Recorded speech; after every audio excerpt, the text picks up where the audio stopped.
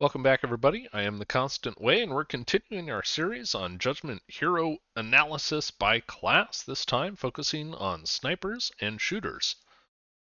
As you can see, these are the 33 heroes available for us at launch on the right, grouped by what I consider their primary class. We're looking at the yellow section here, the snipers and shooters, the folks that are going to do range damage from a distance. Now, as always, these are not requirements. You don't have to bring any particular hero class or composition, but you may find that bringing a diverse toolbox will help you win the game. So let's go ahead and dive a little bit deeper into the shooters and snipers to see which ones will give you the tools you need to achieve victory.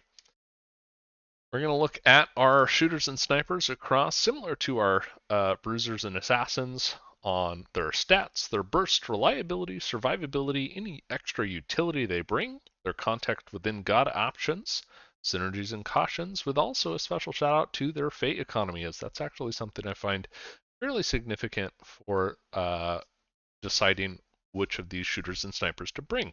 You can also see here that our first four shooters and snipers are all Tauren champions. So if you're playing Tauren, you've got a wealth of options to choose from.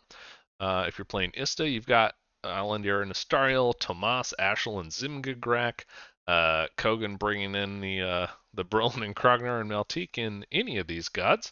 So other than just what god you're playing, you want to drill into the specific advantages that these heroes will bring to you. So without further ado, let's go ahead and dive right in, starting out with Allandir. Now, Allandir is a elf ranger. He's got a soul harvest of 3, which is actually pretty high, movement of 3, but with elf dash innate ability, so he's pretty quick. He's got agi 5, common for elves. No res, of course. Male 5, not great in melee until his level 2. No magic attack and a range 7 standard stat line. His bow gives him a 2-3-4 standard stat line, but you'll notice reach 6, which is amongst the longest reach in the game, which means he can stay way far back and fire deep into enemy lines, which is awesome. His knife is, of course, just reach 1, but 1, 2, 3, pretty sad.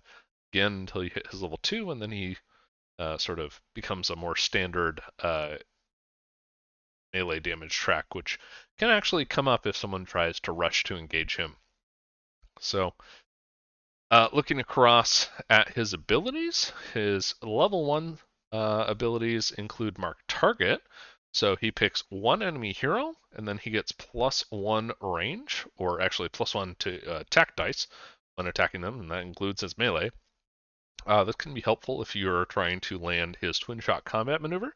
So if you're shooting his marked target, you're more likely to get those 2s on the twin shot and get to plink a nearby target for another 2 damage, which is pretty cool. So he's spreading out, doing a little bit of AoE damage. And then you look at his level 1 active ability Explosive Shot, where a enemy damaged by his bow attack is dealt 1 true damage and suffers burn.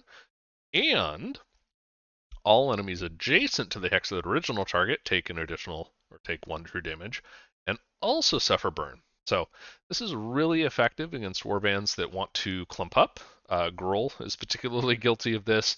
It may also be particularly relevant for, say, Ista and Tomas, which tend to play fairly dense melee brawly warbands.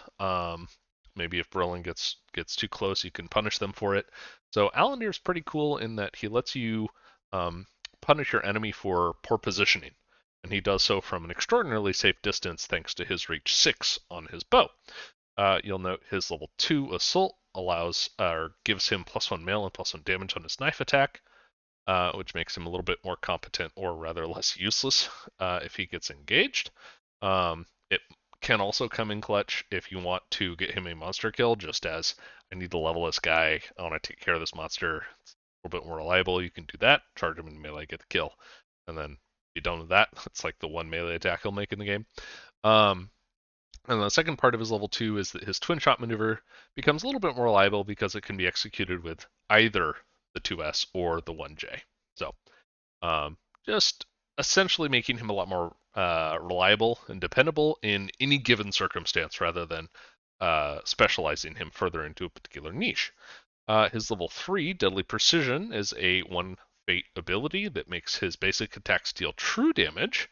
So he doesn't have any particular like burst damage abilities. Allandir is basically the most reliable range damage dealer. He's always just going to plink away, deal a little bit of damage, just consistently, very consistently over the course of the game. So um, I'll honestly never fault anybody for just bringing Allandir in a warband, because he's always going to contribute a little bit, no matter what the circumstance. Um, and he's got a little bit of special tech AoE damage in the twin shot and especially the explosive shot, which can be clutch in preventing healing, either be it Gruul, Ista, Minotaurs, Tomas, whatever, which is some pretty nice tech. So Allandir is a champion of Tauren and Ista. Um, Honestly, the gods don't give him a whole lot. Tauren is the main call out because you can use the Tauren effigy power to hurt yourself, deal extra damage to the opponent, and because of his long range, he is especially out of range of retaliation, which can be nice. Maybe you give him Bloodsucker, and that will allow him to take advantage of the Tauren effigy power in terms of damaging himself, and then immediately healing it back up. Bloodsucker also gives him the opportunity to effectively ignore parting blows, because if someone runs to engage you, you walk away, you take a parting blow. Typically, because of his FD5, worst case, they're going to deal 3 damage, and then you shoot them twice and you heal that damage right back up. So consider a Bloodsucker for Allandir if you want to give him maximum freedom, or if you're playing him in Tauren. In Ista, he really doesn't need much. He just sort of is what he is. He does what he does. You can always, of course, give him a Heartseeker, give him an Armor Shredder to make him a little bit more effective, depending on what it is you're facing. But he's one of those heroes that honestly I don't think needs a lot of item investment, nor does he really need level investment as well. So he's great at level 1, and if he gets to do more, awesome, but you don't really need to plan for it.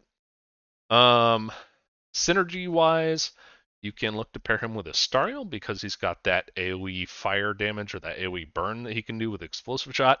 You can look to try and do the Allandir Explosive Shot AoE burn into the Istariel conflagration. However, just be mindful, that's positioning dependent. That is dependent on what your opponent does with their next activations. Can they get rid of the fire? Can they minimize the impact you can have? And then of course you then immediately have to activate Istariel and conflag. You have to be in range. You have to have had 2 fate, 1 for the explosive shot, 2 for the conflagration. So it's one of those combos that feels better on paper than what I've seen it execute in games. Really cool, fun combo and toolbox to have in your pocket, but not one to rely on. So I don't really have cautions for Allandir. He's probably the safest ranged damage dealer you can take, the safest shooter you can take, just because of extended range and pretty consistent, reliable damage, as well as ability to deal with melee, especially once he gets level 2. So yeah, if you want to play a ranged hero, but don't really know what else you're doing or who else you should pick, go ahead and throw Allandir in there, and he'll probably do just fine for you. So that's Allandir. Moving on to Istariel, who is also a champion of Tauren and Ista. Istariel's a little bit more, I don't want to say skewed, maybe specialized is the right term. So she is the Elf Fire Mage, the Pyromancer. She also has 3 Soul Harvest, movement of 3, but with Elf Dash, Elf Agi 5, Res 0. She has no melee range, so watch out for that, but she does have Magic 7, which is good, and no RNG attack, which is fine. Her Burning Arrow attack, 1 AP, 5 reach, 2/3/4 standard damage track. However, you'll note that she has Armor Piercing on her Burning Arrow, which means she ignores the first res against a target. This can make her particularly dangerous depending on your opponent's warband. Yeah, she'll do a lot of damage if you let her. She is immune to burn, of course, being the pyromancer she is, but Doesn't come up a whole lot.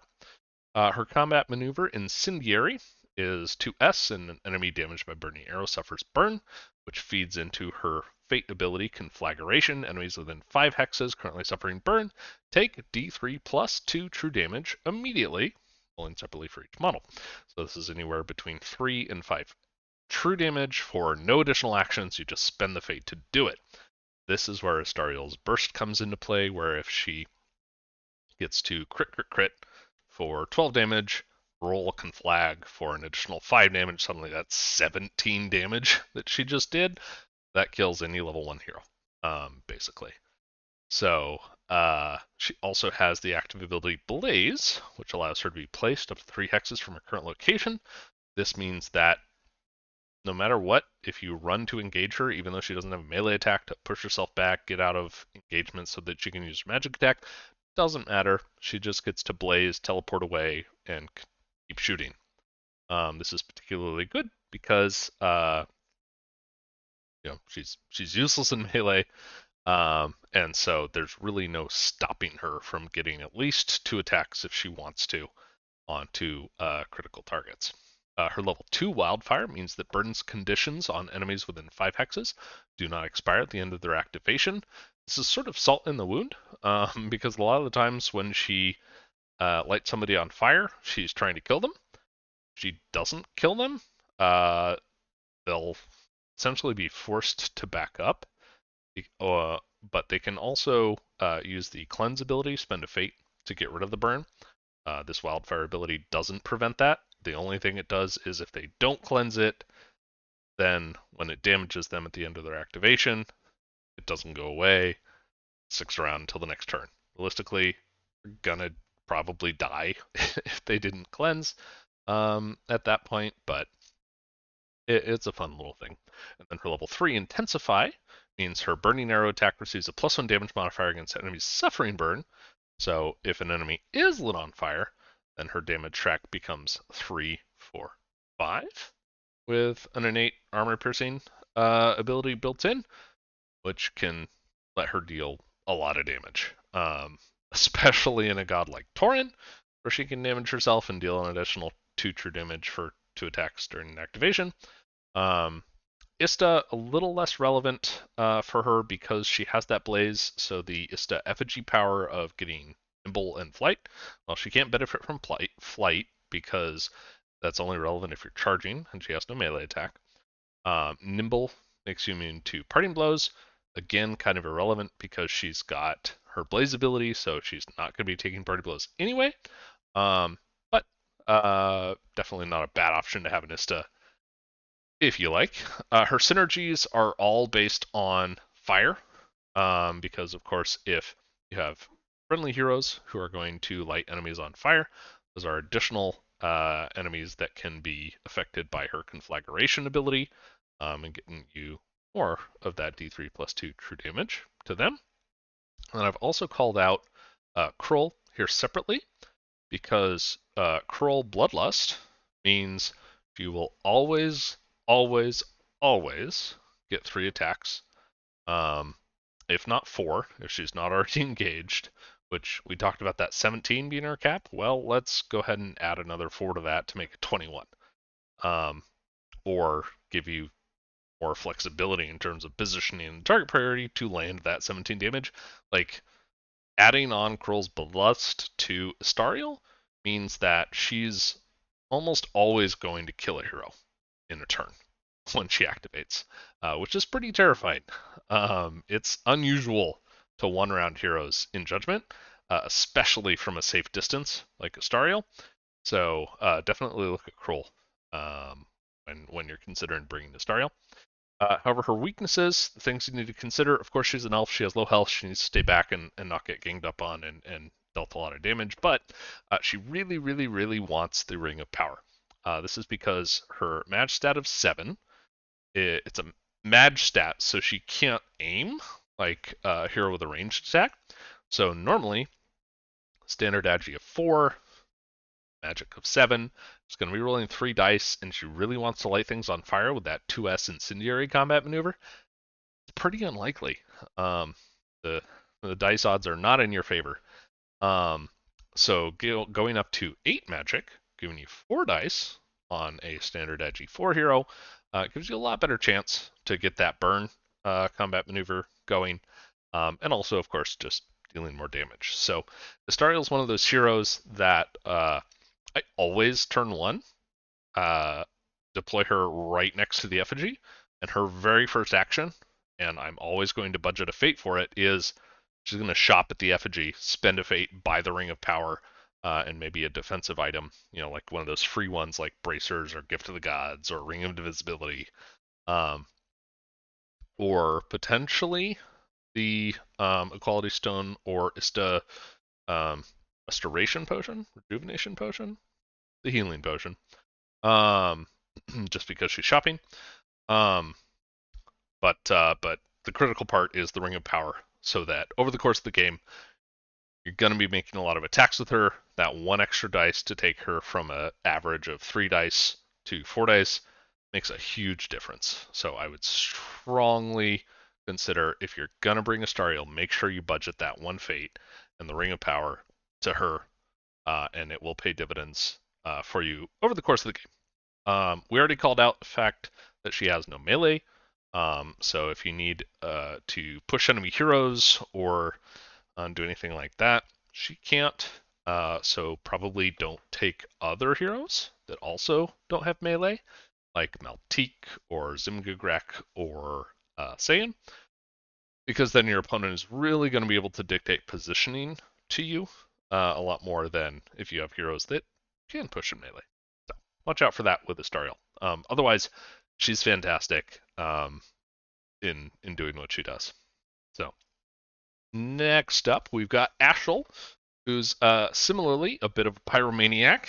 Aschell is the Demon Ballista of Onslaught with a meager 1 soul harvest, like many offensive demons.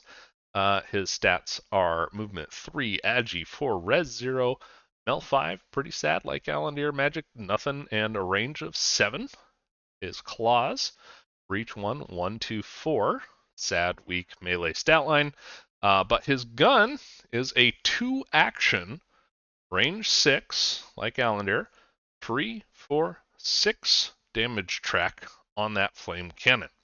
So Aschell is a gentleman with a large fire-belching cannon that he's going to shoot most of the time once, unless you can get him into a position to use that 6 hex reach, and benefit from his reload ability, or once for activation, after he resolves flame cannon attack, he can make an additional flame cannon attack for 1 action. This means if he doesn't have to move, he can shoot twice, which is the situation you want to be putting him in every turn.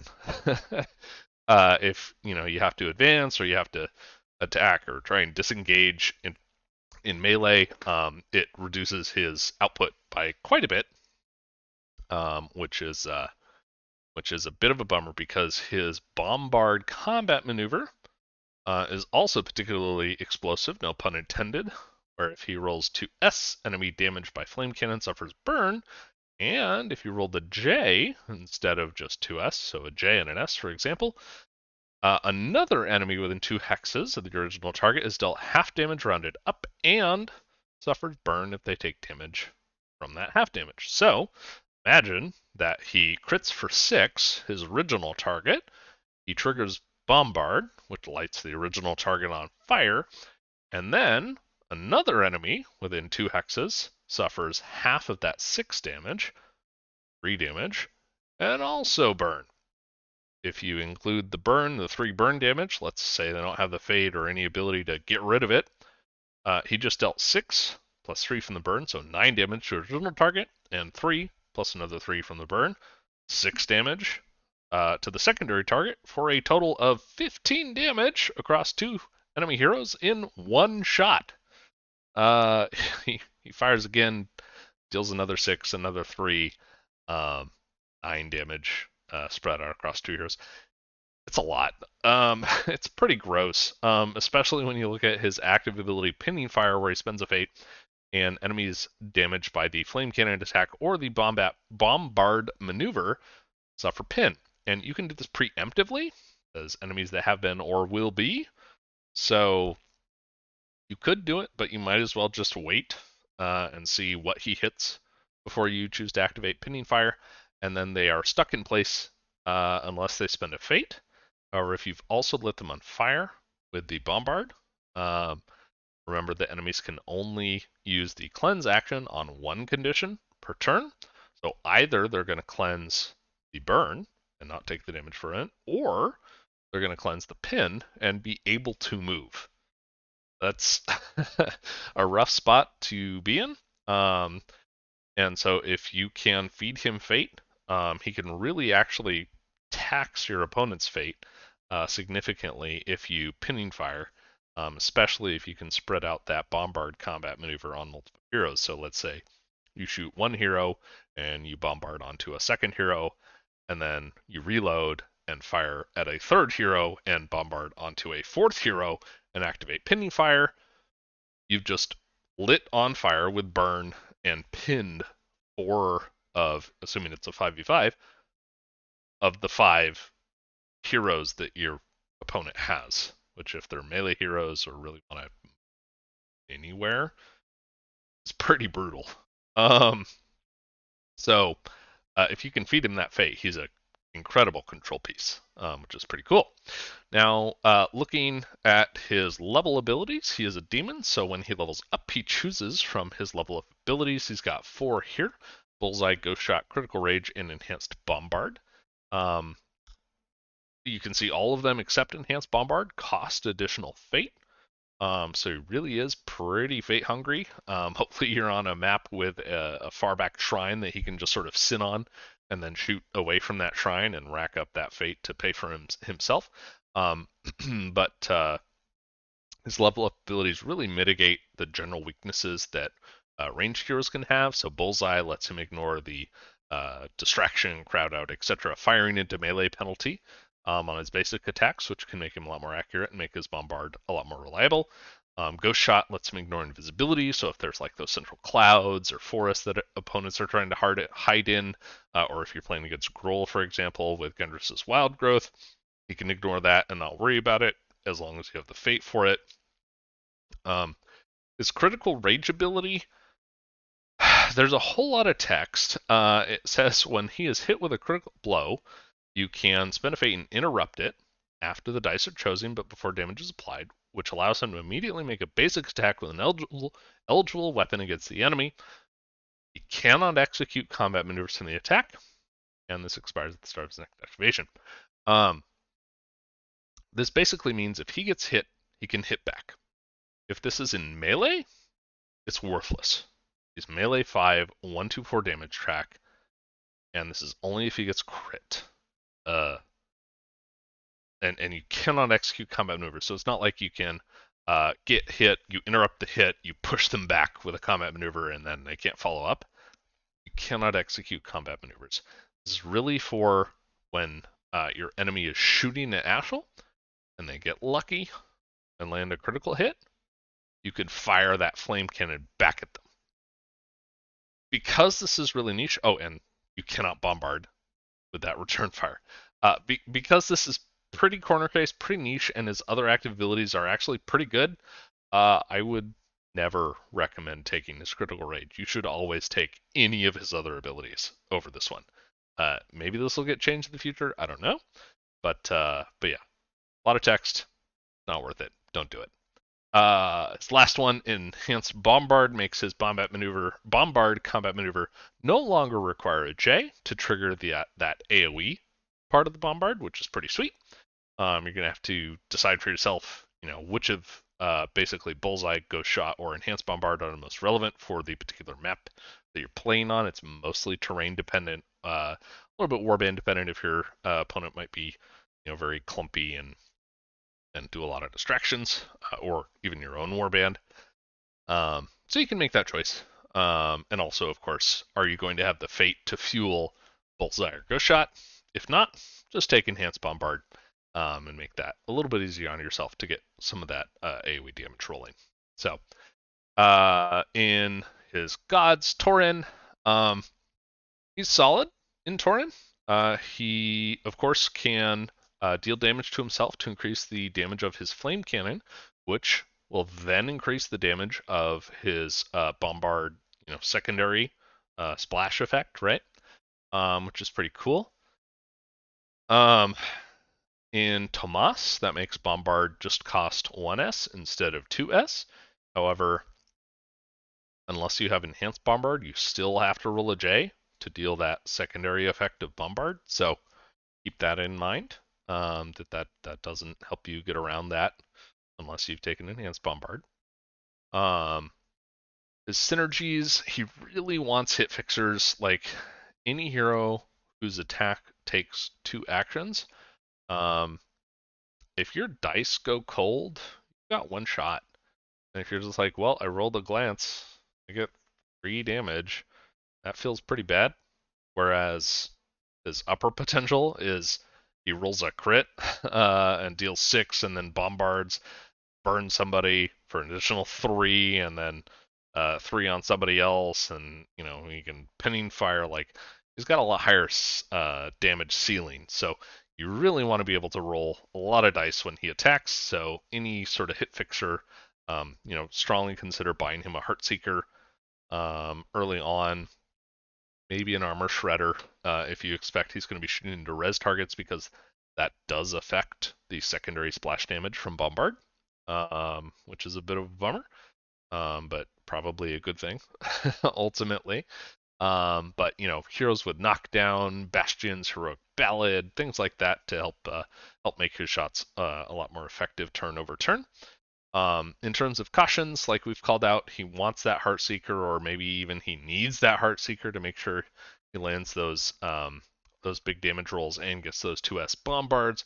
He wants Fate because pinning fire is incredible as long as you have the Fate to fuel it. If you have better Fate economy than your opponent and get to pinning fire turn after turn after turn, your opponent is going to be so hamstrung, and you're just going to be raining fire and hell on them the whole game.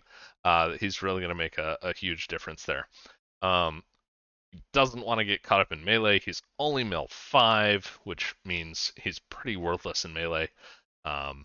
Sort of he can, as a last-ditched effort, swing at somebody, try and roll a combat maneuver on 1 dice to push away out of engagement and then shoot back, but he really doesn't want to be doing that. So make sure he's got something of a front line to protect him from getting engaged. But if you do, he can be pretty hot, no pun intended, with all of his flame cannon, bombard, level up abilities. So he's one of those heroes that if you're going to build a plan around him and ensure that you're investing in making him effective over the course of the game, he might end up feeling fairly oppressive to your opponent.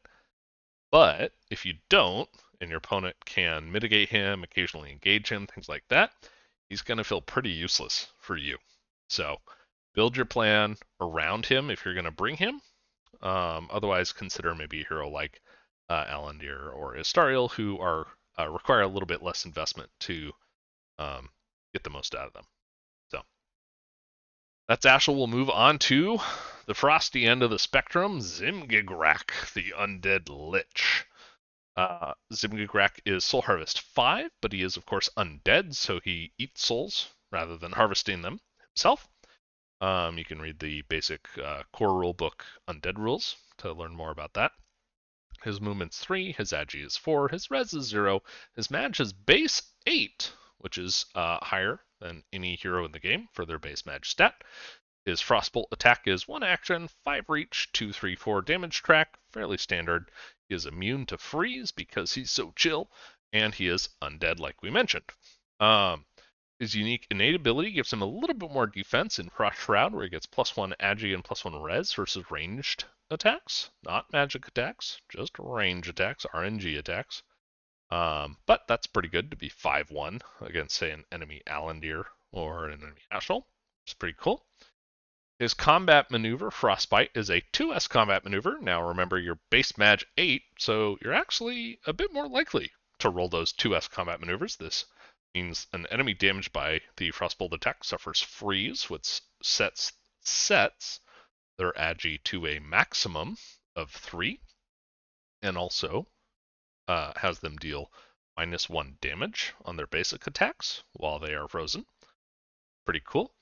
If he rolls a J as part of this frostbite combat maneuver, so JS or JJ for example, and the enemy is damaged, they take an additional 1 true damage. So that helps him, similar to Istariel, crank up his damage a bit further. His active abilities switch as a 1 AP, where he switches places with the target friendly model within 4 hexes, where they just get swapped. That's it. This is important because Zhim'gigrak has no other way to escape melee if he gets engaged. He has no melee attack, so if an enemy hero walks up to him, the only thing he can do is walk away and take a parting blow, which sucks because he's got 14 health. It's not that much. Or use his switch to hopefully swap somebody like a melee damage dealer or a tank with his position, so that he is now free and unengaged and can do his Frostbolt magic. So that's the tricky ability. You can also use that to extend his threat range. So if you have a hero that is further up and he walks and he walks, or he walks and then he switches, he can shoot an additional, essentially an additional hex because he did that switch. Main thing, of course, there is that you have to consider where that puts the hero he switched with. And is that hero still in a relevant position or not? So it's not going to come up all the time, but it can be one of those tricky things where if you've pre-positioned your heroes in a particularly appropriate way for that switch plan, then it can pay dividends for you. So that's cool. Then his other active ability at level 1 is Ice Storm for 1 action and 1 fate. He gets to, on D3+1 enemies within 3 hexes, deal 3 true damage and inflict freeze on them. So anywhere between 2 and 4 enemy heroes for a fate. Essentially means you just auto solids them for 3 true damage, which can be helpful if you're facing down a lot of res, and inflict freeze on them. So if you're looking at a bunch of elves, for example, you don't have to try and gamble and roll that 2s frostbite combat maneuver against their 5 agi with your 8 mag, 3 dice. Not great. Not likely to get those 2s's. Instead, you just Ice Storm and they're immediately set to 3, and then you have 5 dice to blow them up, which is pretty sweet. So Zhim'gigrak is a phenomenal counter against high agi heroes, like those 5 agi elves or those 5 agi demons, like say Nias or Arya, for example. So really strong there. His level 2 is particularly relevant because it allows him for 1 action make a Frostbolt attack for 0 AP, and after resolving it, make another Frostbolt attack for another 0 AP up against 2 additional enemy targets adjacent to the original target and within reach. That's just 2 free attacks that you get per turn.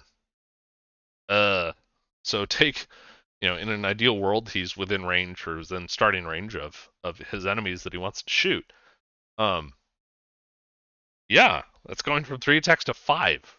That's really good. For no additional fate, no additional cost, no other strings attached as long as they're adjacent to each other. Holy cow.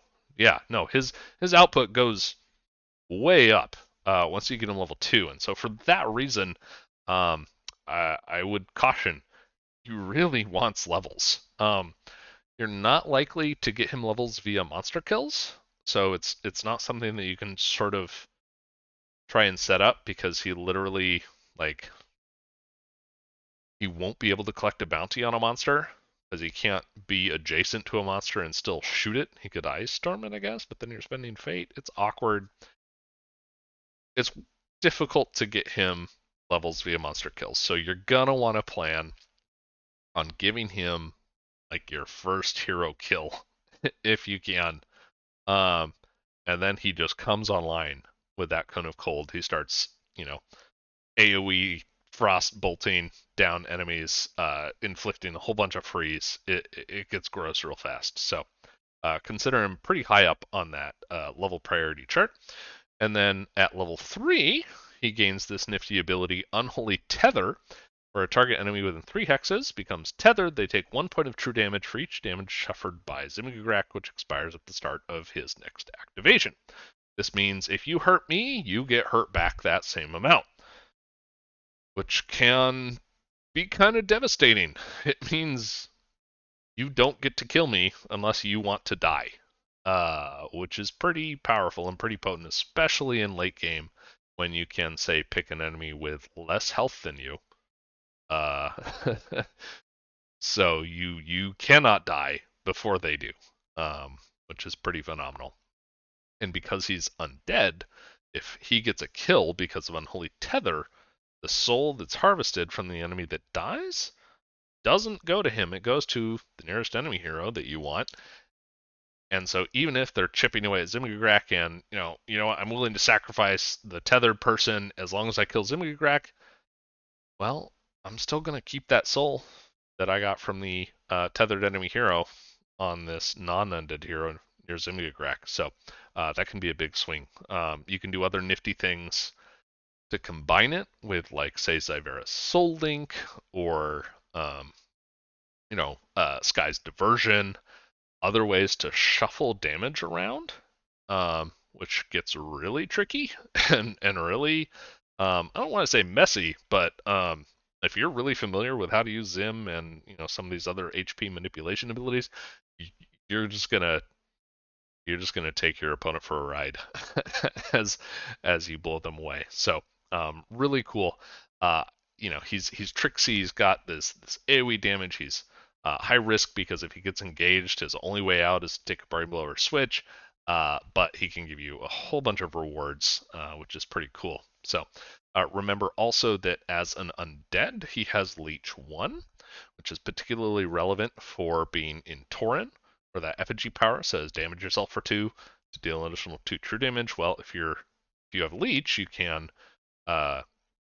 damage them for 2, hurt yourself for 2, and then leech back 1, which obviously that math works out well for you. So strong in Tauren, great.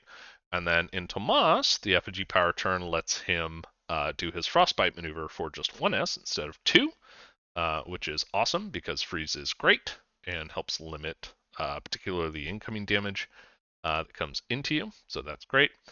His synergies, I specifically will call out durable heroes because of the -1 damage on opponents afflicted by frost effect. So if you've got, say, Marcus or other fairly durable heroes as your frontline, and your opponents are dealing 1 less damage every time they attack them, that really can prolong their durability and the durability of your frontline so that they can continue holding the line while Zhim'gigrak pours damage into them, which is pretty cool. We already called out some of his cautions. He's undead, so if he gets killed, his soul immediately gets banked by your opponent. There's no ability to try and get it back, which is a bit of a bummer. But in Zhim'gigrak's case, I'd say that's mostly okay because that one leech that being undead gets him. The other downside, though, to undead, and particularly in the context of a ranged damage dealer, is a lot of the times your ranged damage dealers want to sit on your friendly side shrine because it's a fairly safe spot to be. It lets you generate fate while you hang back and shoot into the middle. But because he's undead, he can't actually control shrines. So you need a different hero who can sit on that friendly side shrine whilst shooting into the middle or affecting the gameplay somehow, because he can't. So that's a bit of a bummer in that he can't control those friendly side shrines while still contributing, so keep that in mind in terms of your warband composition. We already called out that he doesn't have any melee, and the fact that he wants levels for his Cone of Cold in particular. So again, keep all that in mind when constructing your warband. Next up, we go into a completely different profile with Kogan. Kogan is our Minotaur warrior with his Soul Harvest of 2. He's got Minotaur stats, so move 3, agi 3, res 0, mel 7, range 6. So you might look at that and go, well, wait a minute, what is he doing in this shooter sniper compendium? He's got a better melee stat than he does a range stat. Well, we'll get there. His chainsaw is a reach 1, 2, 3, 5 damage track, so Mel 7, 235 damage track. That's solid. He's good at hitting things in melee, which is pretty sweet. But then we look at his blunderbuss. Reach 3. That kind of sucks. But 3, 4, 5 damage track. Okay, pretty good. And we look at his common innate ability, armor piercing, on his blunderbuss. Oh, he's got an armor shredding blunderbuss of 3, 4, 5. Okay, we're starting to see how things are coming together here. He is a tank buster. He's got standard Minotaur regeneration 2. He's got a combat maneuver for power shot, where enemy damaged by his blunderbuss attack suffers knockdown if you roll the symbol and a J, which is difficult to get, the symbol and the J, especially when you're looking at range 6, shooting into Agi 4. 2 dice? Ugh, not going to land that. We'll get there. And then his sustained attack combat maneuver on his chainsaw is just 1J, and an enemy damaged by his chainsaw attack takes 1 extra 2 damage on a d6 roll of 4+. Repeat this process until 4+ is not rolled or until 3 successful rolls are made. What this means is you, let's say, attack, and you deal your solid, but you roll the J, so you deal 3 damage, and then, since you rolled the J, you elect to take sustained attack. You roll again with just one attack die, and if you roll a hit or a J, then you deal an additional true damage, which is that d6 roll of 4+. And you repeat that up to 3 times, as long as you're rolling successful hits on either the hit or the J. That's equivalent to a 4+ on just a standard d6 dice, which is why that text is there. If you're using a Judgement die, it's just a hit or a J that'll do that. So that's pretty cool, because that could turn, say, a solid, which just does 3, into a solid that does 6, because of his sustained attack if you roll all 3 of those. On top of that, he has his Battle Cry active ability. For a fate, he can reroll up to 2 attack dice and 1 sustained attack roll for each attack action. So if you roll a hit on that sustained attack and then you whiff it the next time, all right, you re-roll it instead. Oh, you got it again, and you get another roll, and it's a lot more reliable to do those additional sustained attack damage, which is pretty sweet. And also, that reroll of 2 attack die per attack action means that if he is just sitting back and shooting with his blunderbuss, you're even with smaller dice pools, because you're getting to reroll basically 2 dice every single time, makes it a lot more reliable to get those hits, to get those Js, and dish out that damage, and potentially roll that power shot. However, his real money comes from his level 2, where his reach goes up to 4 on his blunderbuss, and he gets +1 RNG. So he becomes RNG 7, and he can shoot from 4 hexes away. Combine this with, say, a Heartseeker to make his RNG 8, because his his reach is now 4 hexes. If he gets set up and he gets to start his activation within 4 hexes of an enemy target and aim at level 2, he is a 9 RNG hero who can reroll, if you spend the fate for Battlecry, 2 of those attack dice, and if he JS's, gets to knock them down, and has Armor Shredder on a 3, 4, 5 range attack. That's literally the best gun in the game. So our humble RNG 6 Reach 3 Blunderbuss Kogan, you're like, this is a melee guy, right? No, he's a shooter. He exists for his gun, getting that level 2, popping that battle cry, blowing somebody off the board with a Heartseeker. Yeah, he does a sick amount of damage. But he's pretty anemic without that level 2. 3 hex reach on a gun is real bad. You're not going to have an opportunity to shoot it very often. RNG 6 on a gun, not very good. You need to buff that via Heartseeker, via his level 2, via Bastion, via Knockdown, whatever it is, buff it, because that 3, 4, 5 armor piercing stat line is really good. So you want to make sure you're taking advantage of that, especially as we get into his level 3 Buckshot, which is another active ability that lets him spend a fate, no action required. After resolving a blunderbuss attack, he can make a blunderbuss attack for 0 AP against up to 2 additional enemies adjacent to the original target and within reach. He just shot one dude and did a whole bunch of damage with his super cool gun. And then there's 2 other dudes right next to him that you can then shoot. Maybe knock them down. Maybe do a bunch of damage to them. All the dice pools get calculated separately, and he has to be in range and have line of sight to them. But yeah, if he starts in range of 3 heroes who are adjacent to each other, and you've got 2 fate, you Battlecry and Buckshot, he's gonna do a ton of damage with that blunderbuss of his. So he requires a bit of setup, and he requires definitely some investment, but he pays it back to you in dividends. So looking at his gods in Brelyn, he makes actually fantastic use of Brelyn. He's a great fit there because he can benefit from the Brelyn effigy power to charge in, which he's got that very respectable Mel 7 and 235 damage track on his chainsaw.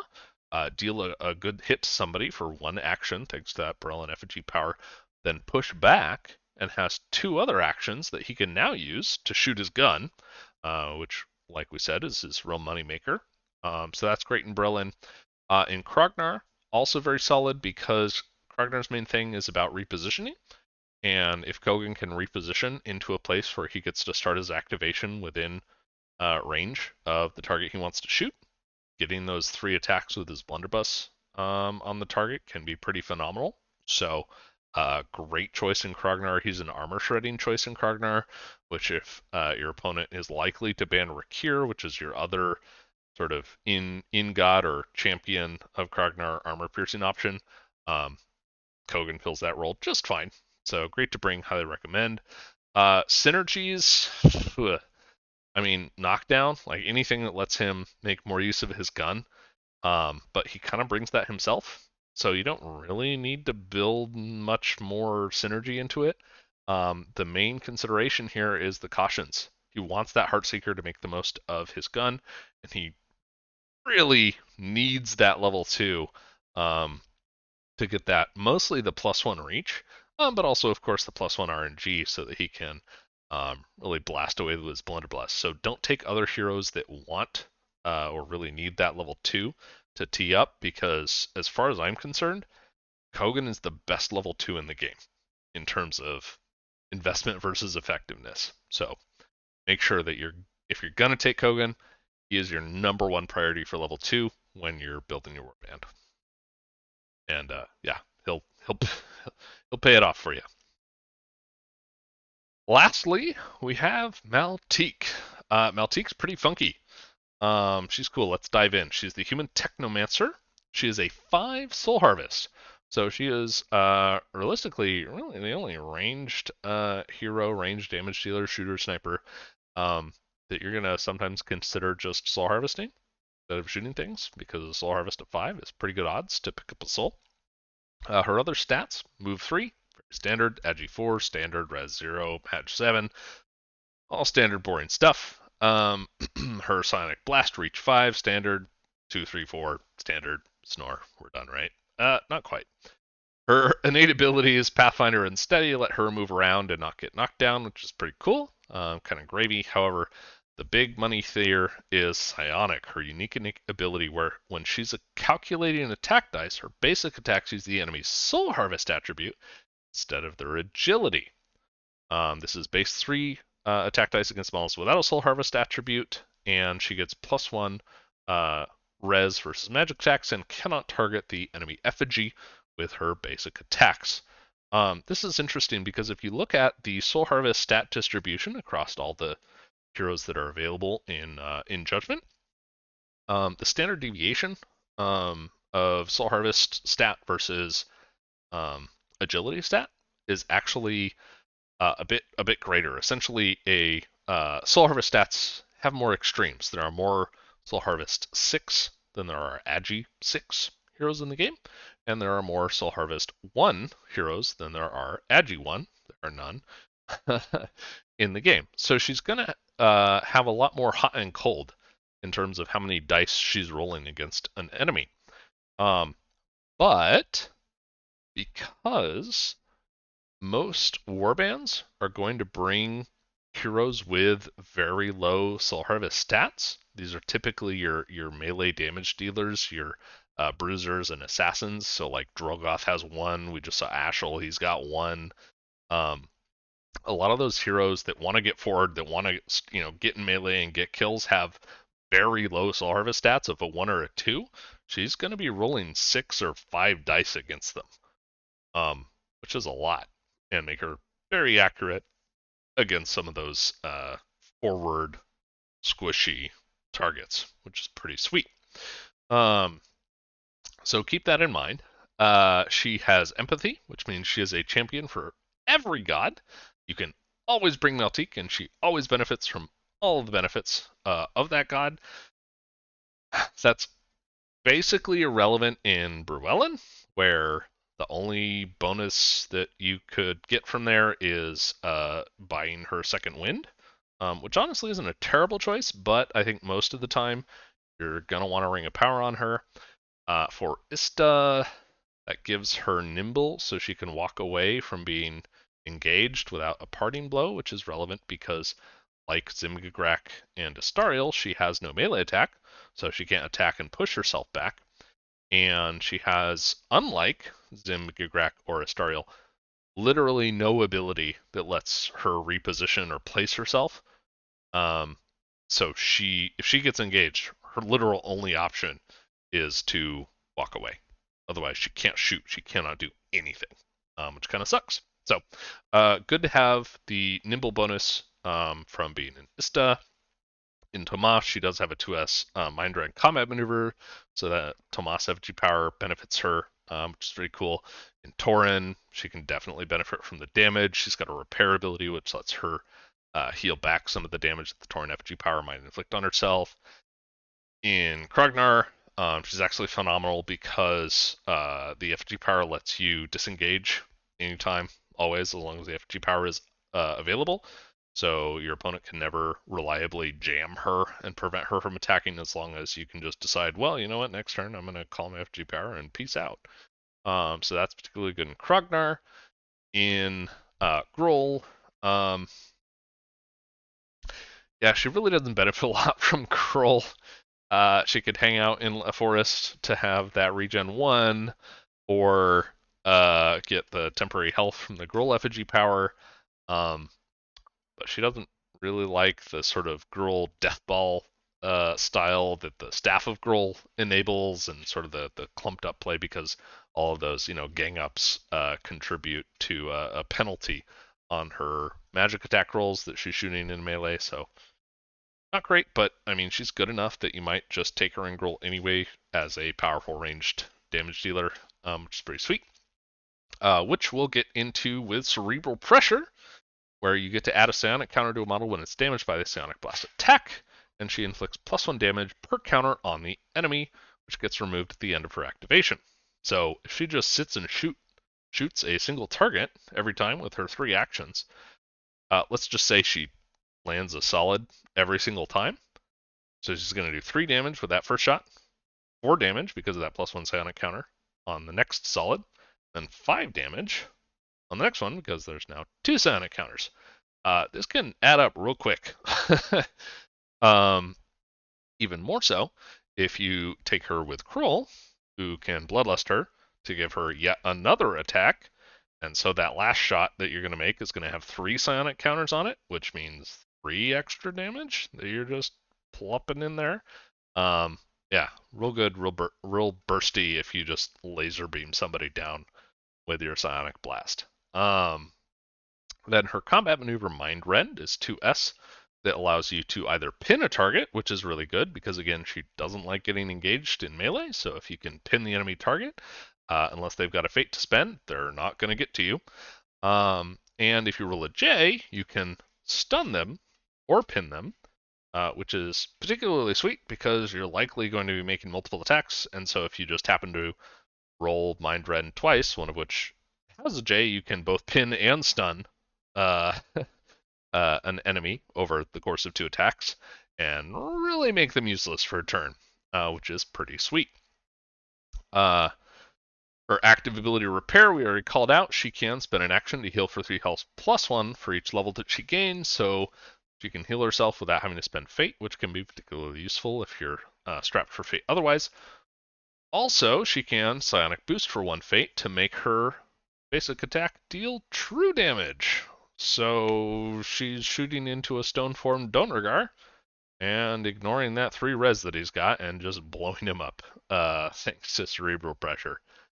Pretty gross. So she can't be stopped by tanks. When you level her up, she gets the innate ability Ghost Touch at level 2, which lets her, like Piper and his Mage Hand, execute push combat maneuvers as if the attack were a melee attack. So she can push around enemy heroes that she uses her Psionic Blast on, which is pretty cool. Again, you're trying to control things, you're pinning them, you're stunning them, you're making sure they're in awkward positions. And Ghost Touch just enables even more of that. And then her level 3 Sharpened Mind innate ability. No cost, you don't have to spend a fate. She just now ignores invisibility always. She can always shoot into clouds and forests and what have you. No problem. Doesn't get stopped. And why not? Gets a reroll of an entire basic attack once per activation. Again, no fate cost required. Ugh. That makes her incredibly reliable. And is even worth considering prioritizing getting these levels on her to the point of like, can you get her a Tome of Experience, get her a level 2 kill, get her that Tome of Experience, and level up just to immediately go to level 3 to make her unstoppable. You know, there's nowhere your opponent can hide from Maltique's Psionic Blasts, which deal a truckload of damage over time. So she can be really scary. Honestly, the main counter that you have to worry about is an opponent with a warband with very high soul harvest stats across the board. So, if they've got a soul harvest or a soul gazing hero with a 6 soul harvest stat, a support hero like Gendris or Isabel with a 5 soul harvest stat, and a couple tanks with a 4 soul harvest stat, or a utility hero with a 4 soul harvest stat. She's getting 1, 2, or 3 dice against them. It's not a lot. Maybe they brought a melee damage dealer with that lower soul harvest stat, but if she's never in range and she always has to worry about getting engaged, your opponent can play cagily around that and really mitigate her impact. That's how you deal with Maltique. If you don't, she blows you up. um, so keep that in mind in terms of her cautions is really examining like the composition of your opponent's warband and what you should prioritize for picks and bans, because her damage can go way up or way down depending on the soul harvest stats of your opponent's warband. This is also why I strongly recommend, like Istariel, getting her that Ring of Power. Not quite so much because she wants that 2S combat maneuver like Istariel does, but more so it just lets her get a lot more consistent damage over time, just throughout the course of the game. Because if she's shooting into Soul Harvest 4 heroes, which is pretty common, and they happen to be engaged into melee, so she takes a -1 penalty on that. Well, a Maj 7 into an engaged Soul Harvest 4 hero is just 2 dice. It's not a lot. You can just get unlucky and roll a push and a blank, or even just a glance and a blank, and that's pretty sad. Whereas if you start adding more dice onto that, thanks to the Ring of Power, that can make a big difference. And she's not going to get any other help any other way, like, say, a knockdown, because, again, she's not shooting into Agi, so knockdown doesn't help her at all. It's really just about that Soul Harvest stat. So don't have a whole lot of other buffs that you can use for her magic attack to get her more dice. Poison does affect Soul Harvest, which is pretty cool, so that's a consideration. But otherwise, I'd really recommend investing in that Ring of Power on turn 1. Start her next to the effigy, take that action to shop, buy that Ring of Power, Gift of the Gods, Ring of Invisibility, whatever free defensive item you want, and then go ahead and move on to the rest of the game, and you'll find her be a lot more effective over the course of the game. So that's Maltique. She's a bit of a specialist. She can be incredibly powerful But if your opponent knows how to mitigate her, she can also be pretty sad. So she, I would say, is a pretty high skill cap character um, to make sure you're getting the most out of. So yeah, that is our list of shooters and snipers, all 6 of them. Hopefully that was helpful. Consider, do I want to invest in the shooter or sniper? Can I buy them the Ring of Power or the Heartseeker turn 1 to make sure that over the course of the game they're going to be effective? Do they want additional fate beyond that initial item purchase throughout the course of the game, like say Aschell or Zhim'gigrak? Do I have that fate to give to them? Or am I taking other heroes that are particularly fate hungry, so maybe I don't want to bring them?